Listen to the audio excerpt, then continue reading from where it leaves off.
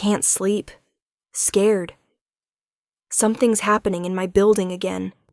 Police won't come anymore. They say it's not an emergency until something actually happens. I don't want to wait for something to happen. She hits send before she can overthink it, before shame can stop her from reaching out. The phone glows in Marin's trembling hands, casting shadows across the water-stained ceiling of her studio apartment. 2:17 a.m. Her fingers hover over the keyboard, tears blurring the screen as another crash echoes through the wall from apartment 3B. Glass shattering. A woman's scream cut short. Before we continue, please prove my mom wrong. She says I can't hit 1,000 subscribers. Okay, let's continue. Her roommate Sienna moved out 3 days ago. Couldn't take the noise, the danger. The way this building attracts trouble like flies to spoiled fruit. Marin can't afford to leave, not on a coffee shop wage. Not with student loans that laugh at her $23 in savings. Another crash. Closer this time. Or maybe it's just her imagination turning every sound into a threat. She pulls up her messages, scrolls to her best friend's number. Riley would understand. She always does. But it's so late, and Riley has the baby now, and Marin can't keep being the friend who falls apart at 2 a.m. But her hands won't stop shaking. The message shows delivered, and she exhales, pulling her grandmother's quilt tighter around her shoulders. At least she said it. At least someone knows she's frightened. The response comes faster than she expects. Address. Now. Marin's stomach drops. Riley doesn't text like that. Riley uses emojis and full sentences, and would never be so abrupt, so commanding. She looks at the number. Her blood turns cold. She transposed 2 digits. This isn't Riley's number. I'm so sorry, wrong number. Please ignore that. 3 dots appear immediately. Disappear. Appear again. I asked you a question. Where are you? Not even a question mark. A statement expecting compliance. Marin's first instinct is to block the number, but something stops her. Maybe it's the certainty in those words, the way they feel less like a creepy stranger and more like someone who actually expects her to answer, someone who's used to being obeyed. And God help her, there's something almost comforting in that command, in the idea that someone, even a wrong number, cares enough to ask. Riverside Apartments on 10th Street. But really, I'm fine. I shouldn't have bothered you. 10th and what? 10th and Morrison. Why? Stay away from your door. Don't open it for anyone. I'll be there in 12 minutes. Marin stares at her phone like it's grown teeth. This is insane. This is how people end up on true crime podcasts. You don't give your address to strangers. You don't let them come to your apartment at 2 a.m. I can't let you come here. I don't know you. I'm calling the police. Call them. They won't come. You said so yourself. He's right. And that makes it worse. Her fingers hover over the keypad, caught between fear and something else. Something that feels dangerously like hope. Who are you? Someone who's trying to help you. 11 minutes. A door slams in the hallway. Heavy footsteps. Men's voices slurred and aggressive. Marin's heart hammers against her ribs. She slides off the bed, phone clutched to her chest, and backs into the corner farthest from the door. Her apartment is barely 300 square feet. There's nowhere to hide. The footsteps stop, right outside her door. This one's quiet, a voice says. New girl, lives alone. How do you know she's alone? Saw her coming in earlier. Nobody with her. The doorknob rattles. Marin claps a hand over her mouth to keep from making a sound. She installed a deadbolt when she moved in, thank God, but the door is cheap and hollow and wouldn't stand up to a determined kick. Her phone buzzes. Are you safe right now? No, someone's at my door. How many? 2, I think. They're talking about me. Don't engage. I'm 8 minutes away. 8 minutes. A lifetime. An eternity. The doorknob rattles again, harder. Open up, sweetheart. We just want to talk. Marin's whole body shakes. She opens her phone's emergency screen, finger on the 911 button, even though she knows they won't make it in time. They never do. Come on, don't be unfriendly. We're your neighbors. The kicking starts. 1 impact, 2. The frame creaks. Morin hits dial. The kicking stops. The voices go quiet. Then she hears something else, something that sounds like shock, like sudden fear. What the... Who are you? Back away from the door. This voice is different, deeper, calm the way a blade is calm right before it cuts. Now. This isn't your business, man. I don't care what excuse you were about to make. You have 3 seconds to be somewhere else. Or what? The silence that follows makes Marin's skin prickle. She can't see what's happening, but she hears the men stumble backward. Hears their footsteps retreating fast down the hallway. Hears a door slam. A knock. Gentle. 2 taps. Marin. He says her name like he's known it forever, like it belongs in his mouth. It's safe now. You can open the door. She shouldn't. Every instinct screams at her not to. But she heard what happened, heard the fear in those men's voices, and this stranger, this wrong number, drove them away in seconds. Her hand reaches for the deadbolt before her brain catches up. The man on the other side of her door doesn't look like a man. He looks like dark water and midnight and expensive things. Tall enough that he has to angle his head to meet her eyes, dressed in black that costs more than her entire apartment, with features so sharp they could cut glass. His hair is dark, pushed back from his face, and his eyes. His eyes are the color of steel catching moonlight, not quite gray, not quite silver. Ancient eyes in a face that can't be older than 35. You're the wrong number, Marin whispers. His mouth curves, not quite a smile. Not wrong, fortunate. How did you get here so fast? I drive quickly when it matters. He glances past her into the apartment, and something flickers across his face. Distaste. Anger. You live here? I can't afford anywhere else. That's about to change. Get whatever you need. You're coming with me. Marin's grip tightens on the doorframe. I don't even know your name. Corvvis. He says it like it should mean something, like she should recognize it. When she doesn't react, something that might be amusement touches his features. And you're right to be cautious, but look at your door. She does. The frame is split where they were kicking it. Another few hits, and they would have been inside. They'll come back, Corvvis says quietly. Maybe not tonight, but soon. Men like that always do. The police won't help. You already know that. He reaches into his jacket and pulls out a business card, plain black with silver lettering. You don't trust me. Smart. Call this number. It's a friend of mine who runs a women's shelter. She'll confirm I'm safe, but make the call somewhere else, because you can't stay here. Marin takes the card with shaking fingers. The name on it is Alexandra Thorne, with a local number and an address she recognizes from charity drives at the coffee shop. Or, Corvvis continues, and now his voice gentles, becomes almost careful. You can trust that someone who races across the city at 2 a.m. for a frightened stranger probably doesn't mean you harm. He has a point, and God, she's so tired of being scared. Tired of sleeping in her clothes in case she needs to run. Tired of jumping at every sound. I need to grab my bag. Relief crosses his face so quickly she almost misses it. I'll wait. It takes her 90 seconds to throw essentials into her backpack. Phone charger, clean clothes, toothbrush, the photograph of her grandmother. Everything she owns that matters fits in one bag. The thought should depress her, but right now it just feels practical. Corvvis hasn't moved from the doorway, a wall between her and the hallway. When she emerges with her backpack, he extends his hand. I'll carry that. I can manage. I'm sure you can. Let me anyway.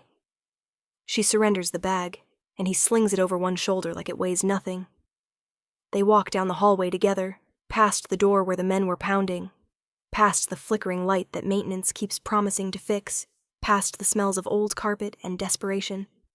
His car is parked in the fire lane. Not a car. something sleek and black and German that probably costs more than 5 years of her salary. He opens the passenger door and waits until she's seated before closing it gently, handling the bag with care. The interior smells like leather and something else, something clean and faintly spiced. Cedar, maybe, or sandalwood. The seats are heated. There's classical music playing softly from speakers she can't see. Corvvis slides into the driver's seat with liquid grace and pulls into the empty street. 2:30 in the morning, the city is dark and quiet. Maren watches the buildings slide past and tries to process what's happening. Where are we going? My place. You'll have your own room, your own space. Locks on all the doors if that makes you feel safer. He glances at her, and in the dashboard lights, his profile could be carved from marble. I have plenty of room. Why are you doing this? Because you needed help. People need help all the time. Most people don't race across the city for strangers. His hands tighten on the steering wheel, just for a moment. Most people aren't me. They drive through the expensive part of the city, past restaurants Maren has never eaten at and stores she's only window-shopped. The buildings grow taller, more modern, until Corvvis turns into an underground parking garage that requires a key card for access. His parking space has his name on it, reserved. They take an elevator that also requires a key card, and Maren watches the numbers climb. 10th floor, 15th, 20th. The elevator doesn't stop until 30. The doors open directly into an apartment that can't possibly be called an apartment. It's a space that belongs in magazines, all floor-to-ceiling windows showing the glittering city below, dark furniture and art that probably costs more than her student loans, and a silence that feels expensive. I'm getting dirt on your floors, Maren says stupidly, looking down at her worn sneakers. I don't care about the floors. Corvvis sets her bag down gently and turns to face her. In the low light of his living room, his features seem even sharper. Almost inhuman in their perfection. Are you hungry? She's starving. She skipped dinner because groceries don't happen until payday, which is still 3 days away. I'm fine. His look says he knows she's lying. Sit. I'll make something. You don't have to. Maren. He says her name again, and again it sounds like he's known her forever. Let someone take care of you, just for tonight. So she sits on a couch that probably costs more than a used car, and watches him move through a kitchen that looks barely used. He doesn't turn on all the lights, just a few low ones over the counter, and there's something mesmerizing about watching him work in the dimness. His movements are efficient, practiced. He's done this before. 10 minutes later, he brings her a plate with a sandwich that's somehow exactly what she needed. Turkey and cheese and vegetables that taste real, not like the sad produce at her corner store, and a glass of water. Eat, he says gently, and sits in the chair across from her, not hovering, giving her space. Maren takes a bite and has to suppress a sound of relief. Food. Real food. She hasn't realized how hungry she was, how tired, until this moment when she's finally safe enough to feel it. Thank you, she manages between bites. Don't thank me yet. Why not? Corvvis leans back, and in the shadows, his eyes catch the light like a cat's, reflecting silver. Because I'm going to ask you to trust me with something difficult, and you might hate me for it. Maren's hand stills halfway to her mouth. What do you mean? You texted a wrong number tonight, but it wasn't wrong, not really. That's my private line. The one I give to people I'm protecting. People under my care. He pauses, and something in his expression shifts, becomes almost vulnerable. Only 4 people have that number, and somehow through transposed digits and chance, you reached me anyway. I don't understand. Neither do I. He runs a hand through his hair, a gesture that seems almost human, almost uncertain. I don't believe in coincidence, Maren. Not at my age. Not after the things I've seen. How old are you? The question slips out before she can stop it. Corvvis smiles, and for the first time she sees teeth.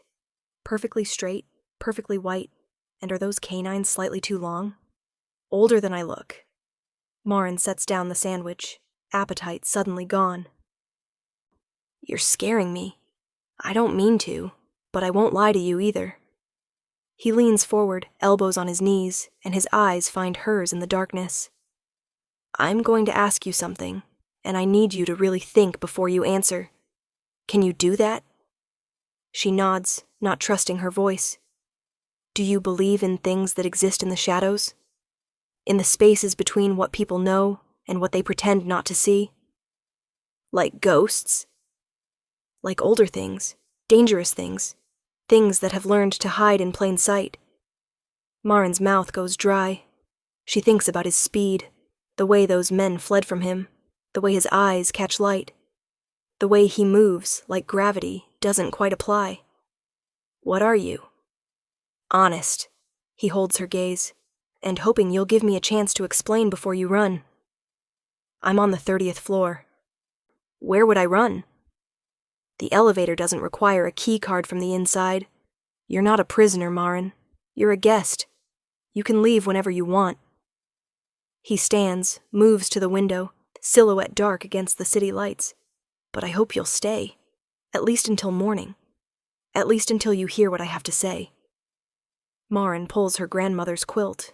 She grabbed it at the last second, tighter around her shoulders. Every logical part of her brain is screaming to leave, to get out, to stop listening to this strange man in his too expensive apartment with his too perfect face. But the illogical part, the part that texted a wrong number at 2 a.m, that part wants to know. Tell me, she whispers. Corvvis turns from the window, and in the ambient light from the city, his features seem to shift, become something else. Something ancient and powerful and absolutely inhuman. I'm a vampire, he says simply, and I'm the king of this city. The words hang in the air between them. Marin's first instinct is to laugh, because this is ridiculous, this is impossible, vampires aren't real. But his eyes are silver in the darkness, and she didn't see him breathe once during the car ride, and he moved those men with nothing but his presence. Prove it, she says, and her voice only shakes a little. Corvvis crosses the room in a movement too fast to follow, suddenly crouched in front of her, close enough that she can see the inhuman perfection of his features, the way his skin seems to drink in the light rather than reflect it. You want proof? His voice is soft, dangerous. I can hear your heartbeat. 112 beats per minute. Elevated from fear and adrenaline. I can hear the blood moving through your veins. I can smell the coffee you had 7 hours ago, the vanilla in your shampoo, the fear on your skin. He tilts his head, and his eyes are definitely glowing now, definitely not human. I can hear the couple 3 floors down arguing about money. I can hear someone's television 6 floors up playing infomercials. I can hear every sound in this building, in the buildings around us, if I choose to listen. Marin's breath catches. Why aren't you biting me? Because that's not what I want from you. What do you want? Corvvis sits back on his heels, and the glow fades from his eyes. When he speaks again, his voice is tired in a way that suggests centuries, not decades. I want to understand why you reached me tonight. Why fate or chance or whatever force governs these things decided to put you in my path. He reaches out slowly, giving her time to pull away, and when she doesn't, he touches her hand with fingers that are cool, but not cold. I want to keep you safe, and I want to know why that matters so much to me when we've only just met. This is insane. Yes, I should leave. Probably. Are you going to stop me? No. His hand squeezes hers gently, then releases. But I'm going to ask you to stay. Stay until morning. Let me explain. Let me show you that not everything in the darkness means you harm. Marin looks at this impossible man with his impossible claims in his impossible apartment, and she thinks about her studio with the broken doorframe, about sleeping in her clothes, about being so tired of being afraid. Until morning, she hears herself say. Corvvis's smile is like sunrise, slow and warming and absolutely transformative. Thank you. He shows her to a bedroom that's bigger than her entire apartment, with its own bathroom and a bed that looks like something from a hotel. There are new towels in the bathroom, still in their packaging. A robe hanging on the door. Everything she could need.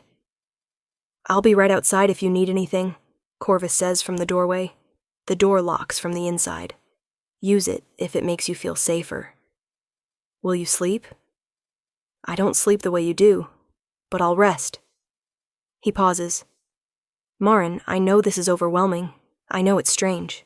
But I promise you, you're safe here. Safer than you've been in a long time." After he leaves, she locks the door and sits on the edge of the bed, phone in her hands. She could call Riley. She could call the police. She could do a dozen things that would be smarter than staying in a strange man's apartment at 3 a.m. Instead, she takes a shower in the bathroom with its heated floors and water pressure that actually works. And when she's clean and warm for the first time in months, she climbs into a bed with sheets that smell like lavender and lets herself sleep. She doesn't have nightmares. For the first time in 6 months, she doesn't dream of men at her door. When Marin wakes, sunlight is streaming through windows she forgot to cover. The clock on the nightstand says 9:30. She hasn't slept past 7 in years, not since she started opening shifts at the coffee shop. The coffee shop. Her shift started an hour ago. She bolts upright, grabbing for her phone, and finds a note on the nightstand written in elegant script. "Called the coffee shop, told them you have food poisoning. They're covering your shift. There's breakfast in the kitchen. Take your time." Marin stares at the note. He called her work. How did he know where she worked? How did he know the number? She finds him in the living room, sitting in the same chair from last night, reading something on a tablet. In the morning light, he looks almost normal, almost human, except for the preternatural stillness of his posture and the way the sunlight streaming through the windows stops just short of where he sits. "You're avoiding the sun," Marin observes. Corvvis looks up, and his smile is pleased. "You're observant. I can tolerate it, but I don't enjoy it. Too bright. Too warm. How did you know where I work?" "Your shirt." He nods toward her backpack. "It was on top of your clothes. The coffee shop name is embroidered on the pocket." It's a reasonable explanation, but Marin has the sense that even if the shirt hadn't been visible, he would have found out somehow. He's the kind of person, creature, who finds out what he wants to know. "There's coffee," Corvvis says, gesturing to the kitchen. "And breakfast. I wasn't sure what you liked, so I had several options delivered." Several options turns out to be an understatement. The kitchen counter has enough food for 10 people. Pastries, fruit, eggs, bacon, yogurt, granola. A catering spread. "This is too much," Marin says. "I wanted to make sure you had choices." Corvvis has followed her to the kitchen, keeping to the shadowed areas. "You haven't had many of those lately." It's true, and the way he says it, like he understands, like he knows what it's like to have your options narrow to nothing, makes something in her chest ache. She makes a plate and sits at the counter, aware of his eyes on her. "You said you'd explain." "I did." Corvvis pours her coffee, with the ease of someone who's done this many times, who knows how to care for humans, even if he's not one anymore. "What do you want to know?" "Everything. Start with the king part." He settles into a chair across from her, cradling his own cup of coffee that Marin suspects is just for show. Every city has a ruling vampire, someone who maintains order, who keeps our kind from drawing too much attention, who handles disputes and enforces our laws. "I've been that person here for 73 years. "You're over 70 years old?" "I'm over 300 years old. I've been ruling here for 73. Marin sets down her fork. 300. 3 centuries. She's talking to someone who was alive before electricity, before cars, before everything she takes for granted. "What was it like?" she asks. "Before?" "Harder. More dangerous. We hid better because we had to. Now we hide in plain sight. Wealth, eccentricity, night shifts. People explain away oddities because they don't want to believe the alternative." He takes a sip of coffee he doesn't need. The biggest change isn't technology, though. It's loneliness. Loneliness? You live 300 years. You watch everyone you care about die. Your human friends, your family, anyone you let yourself love. It becomes easier not to try. His eyes find hers. Or it was, until last night. Marin's heart does something complicated in her chest. You don't know me. No, but I'd like to. Why? Because in 300 years, no one has ever reached out to me when they were frightened and vulnerable and asked for help. Because you accidentally found the one number in this city that goes directly to someone with the power to answer. Because when I heard your message, when I heard your fear, something in me that I thought was dead a long time ago woke up. He sets down the coffee cup. Or maybe just because you're brave enough to sit here and have breakfast with a monster who told you what he is. You're not a monster. I've killed people, Marin, fed on them, done things I'm not proud of. Have you killed anyone who didn't deserve it? The question stops him. Not in over 2 centuries. Then you're not a monster. You're just old. He laughs, and it's such a human sound that it startles them both. I haven't been called just old in a very long time. They sit in comfortable silence while Marin finishes eating. The food is good, better than good, and she realizes she's been living on peanut butter and instant ramen for so long she'd forgotten what real food tastes like. I need to go back, she says finally, to my apartment, get my things, talk to the landlord. No. The word is flat, absolute. Marin's head snaps up. Excuse me? Those men know where you live. They'll be watching, and I can't... He stops, jaw tightening. I can't let you go back there. You can't let me? Poor word choice.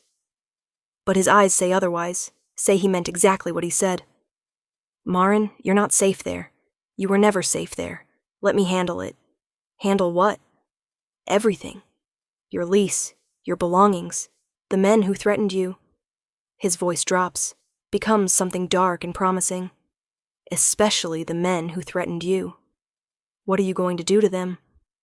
Make sure they never frighten anyone else. Marin should be horrified, should be appalled. Instead, she feels a savage satisfaction that someone is finally going to make them pay for the fear, for the nights she couldn't sleep, for every woman in that building who jumps at shadows. Okay, she says. Corvvis blinks. Okay? Handle it. But I want my grandmother's things. There's a box in my closet. Photographs. Her jewelry. Some letters. I need those. I'll have them here by tonight. He pulls out his phone, types something. Done. My people will handle the rest. Your people. I told you, I'm a king. That comes with resources. Resources, Marin learns over the next few days, is an understatement. Corvvis has people everywhere. Moving company, lawyers, fixers who can make problems disappear. Her apartment is emptied, her lease terminated with no penalty, and her belongings arrive at his place in carefully labeled boxes. She should leave. Should take her things and find somewhere else, somewhere normal. But Corvvis offers her the guest room, no strings attached, and the truth is, she has nowhere else to go. And maybe, just maybe, she doesn't want to leave. He's careful with her, respectful of boundaries she didn't know she needed. He works nights mostly, comes home as the sun rises, and they fall into a strange rhythm of late dinners and early breakfasts where they talk about everything and nothing. She learns that he loves classical music, that he plays piano when he thinks she's asleep, that he's reading his way through every book ever written about astronomy because he misses being able to see the stars without light pollution. He learns that she wanted to be a teacher before student debt made grad school impossible, that her grandmother raised her after her parents died, that she puts cinnamon in her coffee and hates mornings and dreams of a life where she's not constantly calculating the exact dollar amount of her survival. You could go back to school, Corvvis says one evening. They're on the couch together, comfortable distance between them. City lights glittering below. I'd pay for it. I can't let you do that. Why not? Because I don't take handouts. It's not a handout. It's an investment. He turns to look at her, and in the low light his features are softer, more human. Invest in you, and someday maybe you'll teach someone who needs it. Someone like you were. You don't know that I'd be any good. You made me laugh about being old. I think you'd be excellent. Something warm unfurls in Marin's chest. Something dangerous and terrifying and wonderful. She's falling for him. Has been falling since that first night, maybe. But definitely now, here, in this moment where he believes in her future more than she does. I need to get a job, she says instead. I can't just live here. Why not? Because I need to pay my way. You cook dinner 3 nights a week and you reorganized my entire kitchen. You're paying your way. Corvvis. Marin. He shifts closer, not touching, but near enough that she can feel the coolness of him, the otherness. Let me take care of you. Not because you can't take care of yourself, but because I want to. Because in 300 years I've never wanted to come home to someone before, and now I do. Her breath catches. You want me to stay? I want you to stay forever, but I'll settle for as long as you're willing. The kiss happens in slow motion, or maybe Marin just wants to remember every second of it. The way he leans in carefully, giving her time to pull away. The cool touch of his lips against hers. The gentle hand that cups her face like she's something precious. He tastes like mint and darkness, and promises. And when she parts her lips, when she lets him deepen the kiss, his other hand finds her waist and pulls her closer. They break apart breathing hard, while she's breathing hard. Corvvis just looks stunned. I've wanted to do that for weeks, he admits. Just weeks? Since the moment I saw you in that awful apartment with your grandmother's quilt, and your brave face and your terrified eyes. Marin laughs, giddy and breathless. I thought you were going to murder me. I thought about it. At her expression, he grins, wicked and sharp. Only for a second. Then I thought about keeping you instead. Like a pet? Like a treasure. They fall asleep on the couch together, Marin tucked against Corvvis's chest. His arms around her like a shield against the world.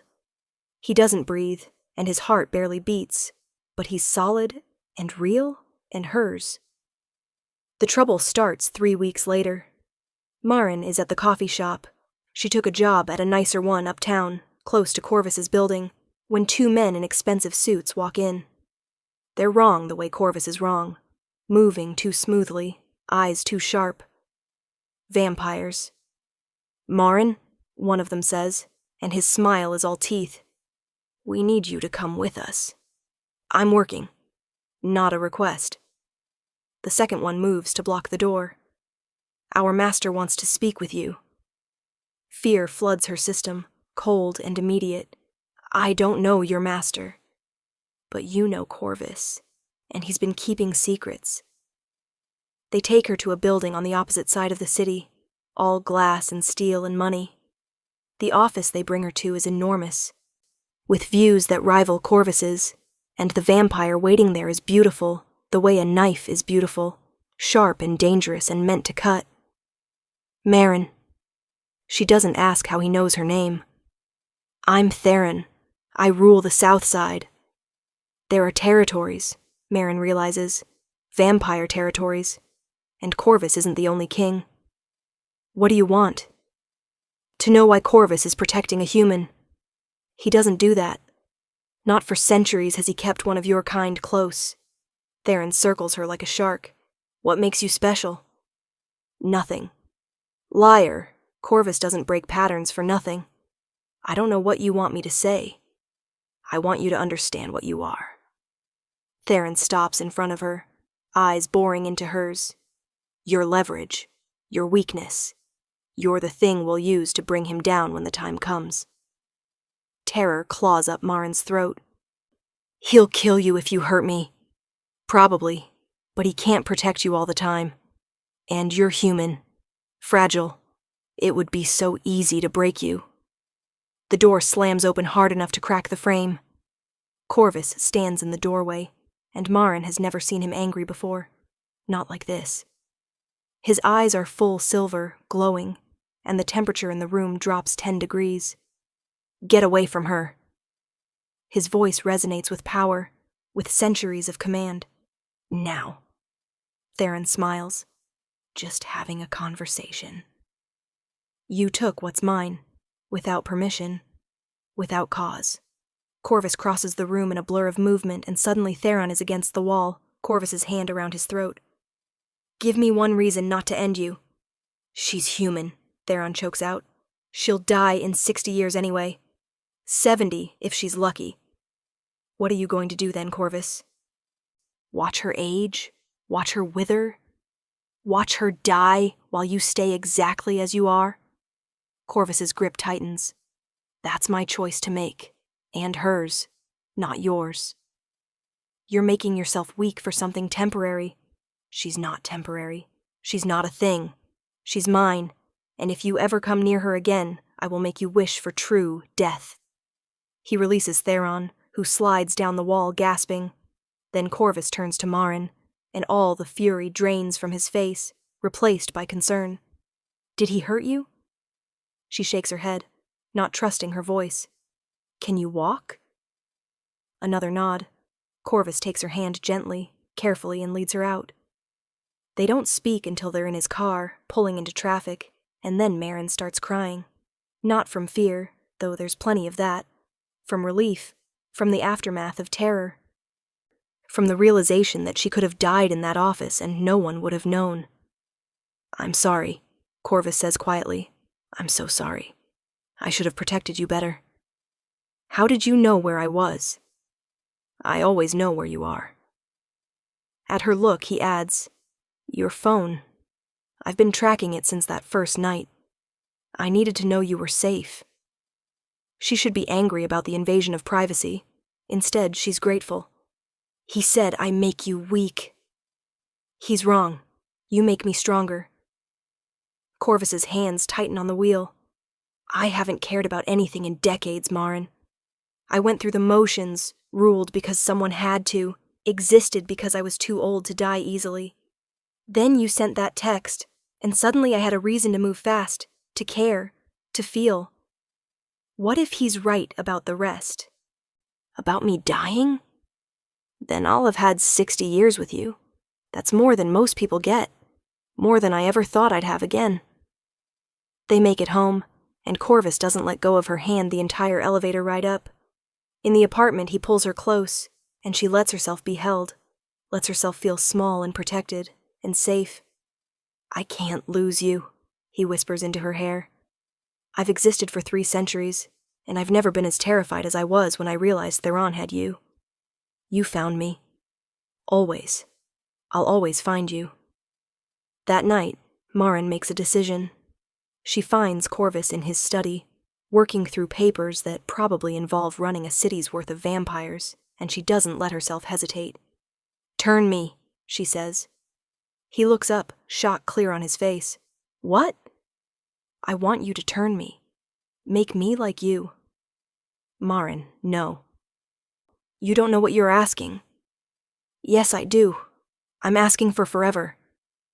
She moves closer, brave because she has to be. I'm asking to stop being your weakness. I'm asking for time with you, real time. Not 60 years where we both count down the days. You'd give up the sun, your humanity, your life. I'd give up anything to keep you. Corvus stands, crosses to her in 2 strides, and cups her face in his hands. You have no idea how much I want to say yes. How every instinct I have is screaming to keep you, to make you mine in every way possible. Then say yes. I can't. Not yet. At her protest, he continues. You need to be sure, not afraid, not reacting to Theron. You need to choose this with your whole heart, understanding what you're losing and what you're gaining. How long do I have to wait? A year. Live with me, know me, see what this life really is, and if in a year you still want forever, I'll give it to you. It's fair. More than fair. And the fact that he's making her wait, making her think about it, makes her love him more. 1 year, she agrees. The year that follows is the best of Marin's life. She goes back to school. Education program, specializing in early childhood development. Corvus pays for it without hesitation, waves away her concerns about debt. She meets his people, the vampires who work for him, and learns that most of them are just trying to exist in a world that's forgotten they're real.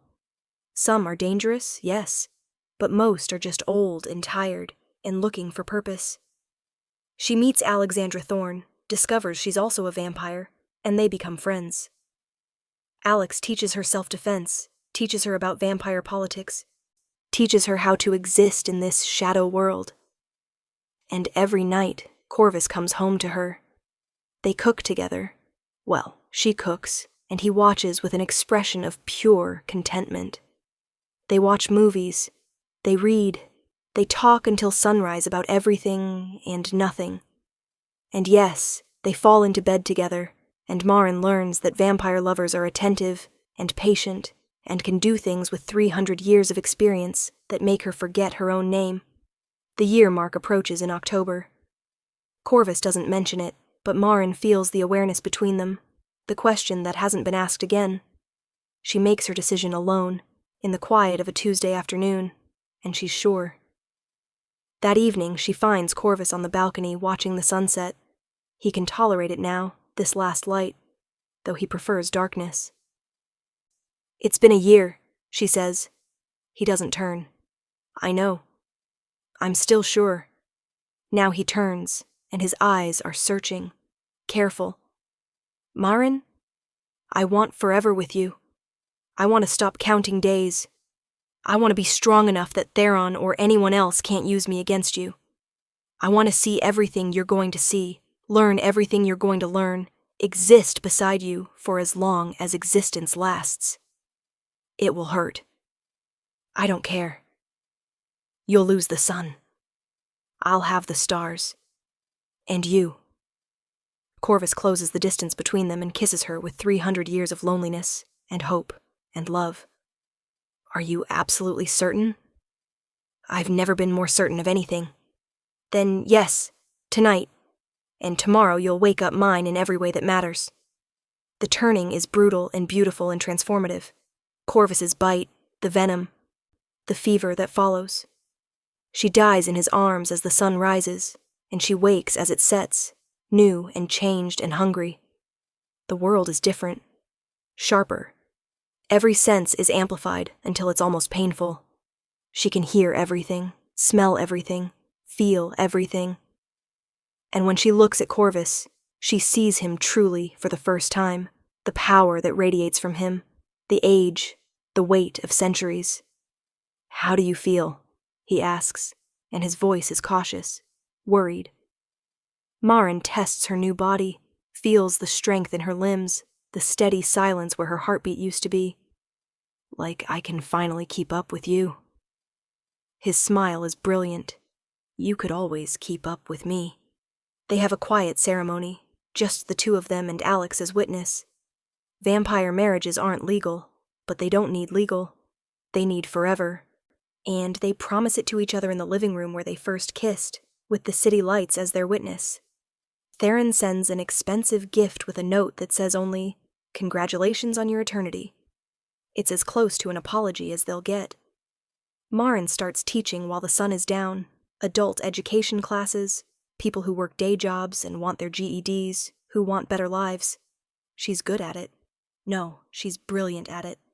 And having forever means she can watch her students graduate, can follow their progress, can teach multiple generations if she wants. 20 years later, someone texts the wrong number. Maren picks up Corvus's private line at 3 a.m. and sees a message from someone frightened, someone alone, someone who needs help. She looks at Corvvis, who's reading beside her in bed, and he meets her eyes with understanding. "Go," he says simply. Maren goes, because she knows what it's like to be scared and desperate. She knows what it's like to text a wrong number and find salvation.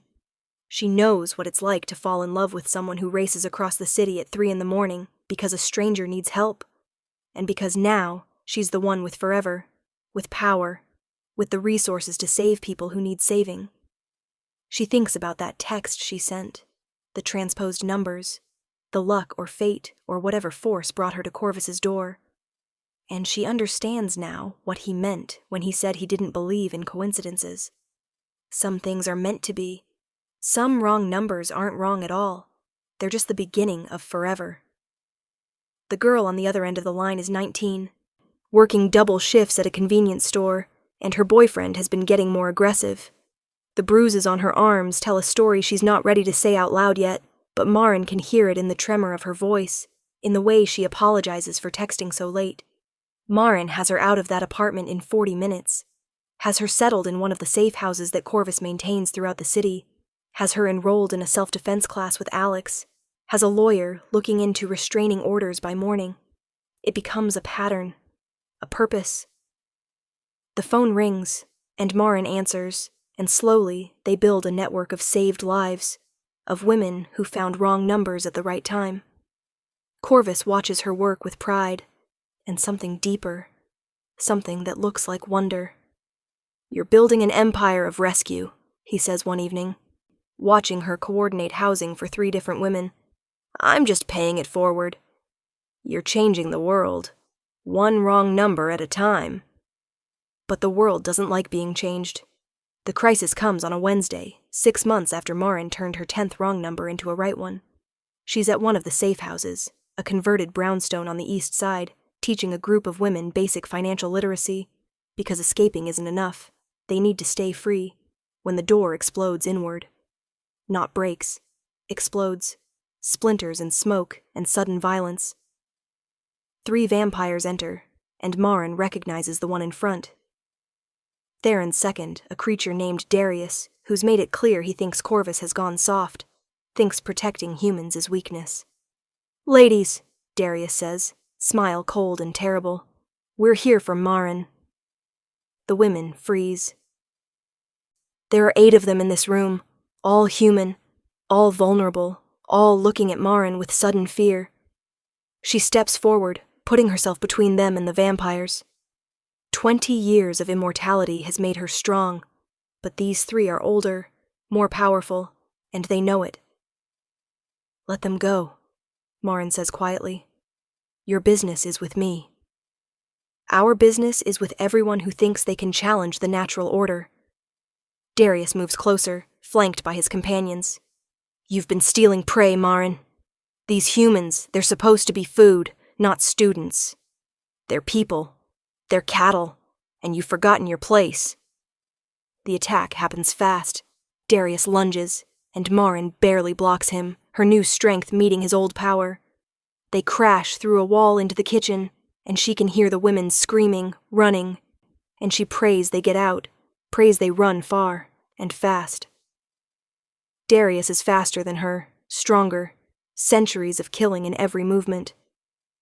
He pins her against the counter, hand around her throat.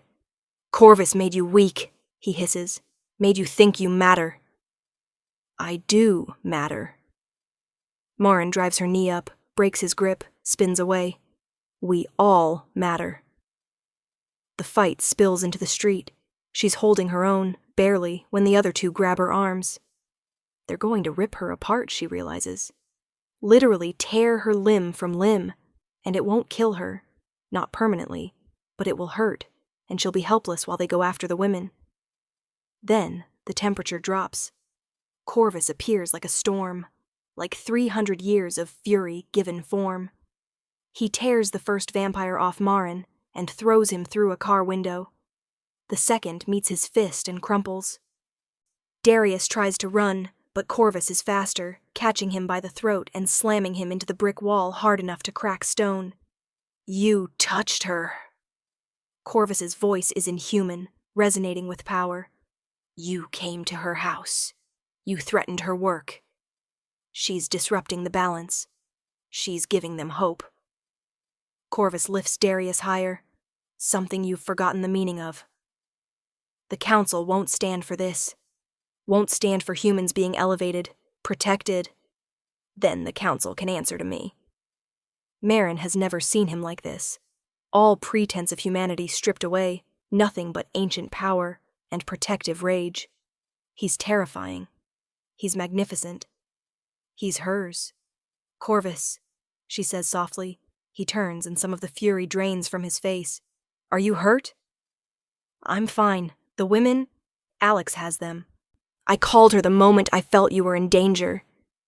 He's still holding Darius, still casual in his display of superior strength.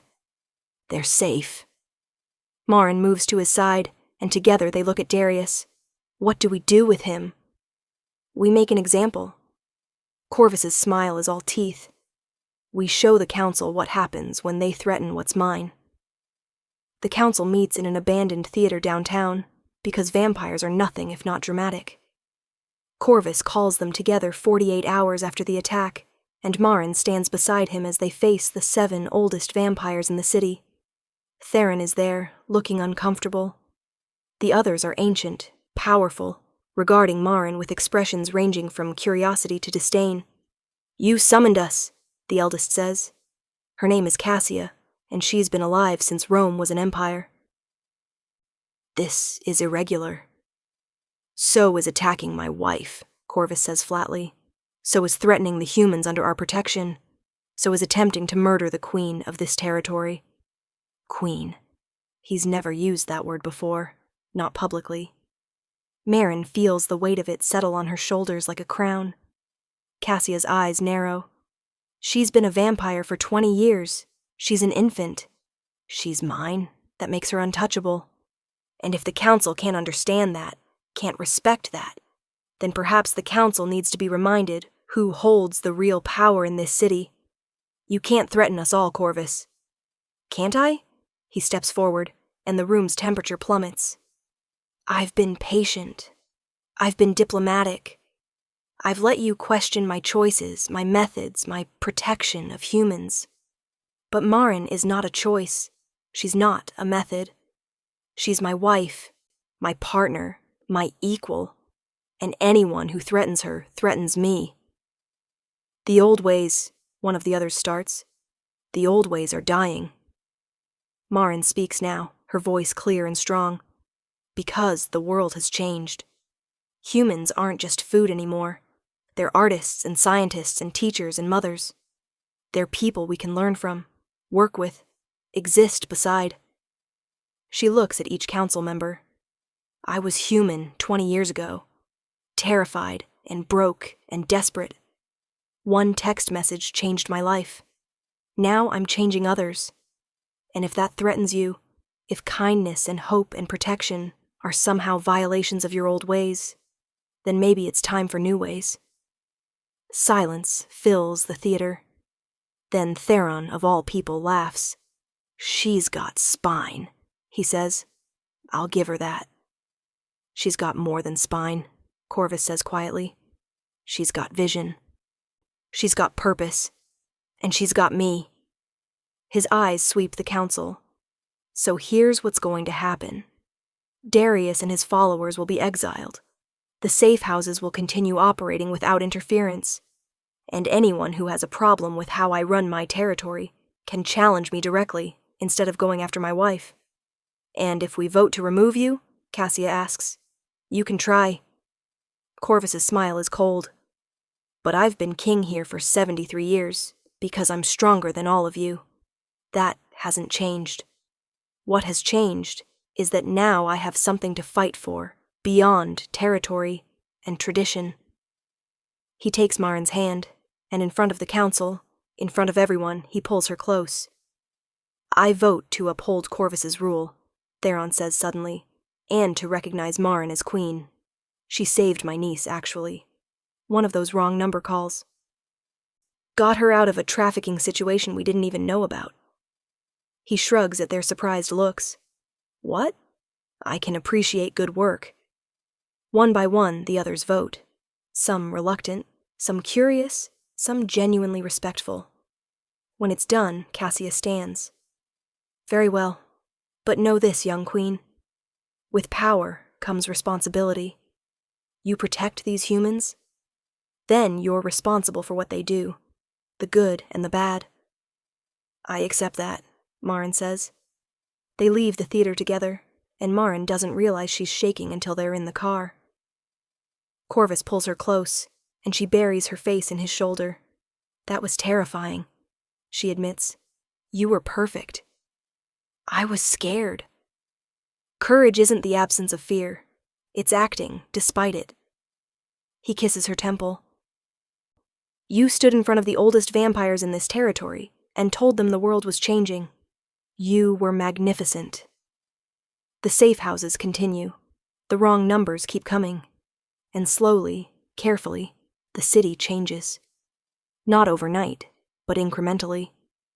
Other vampires start their own protection programs, their own outreach. The old ways don't die, but they evolve.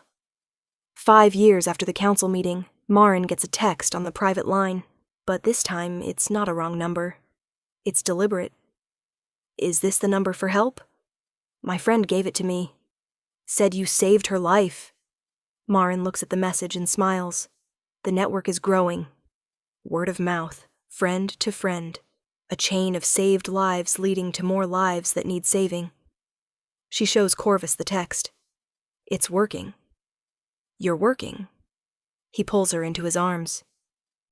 You took one terrified moment and turned it into a movement. We turned it into a movement. No, love. I just answered the phone. You did everything else.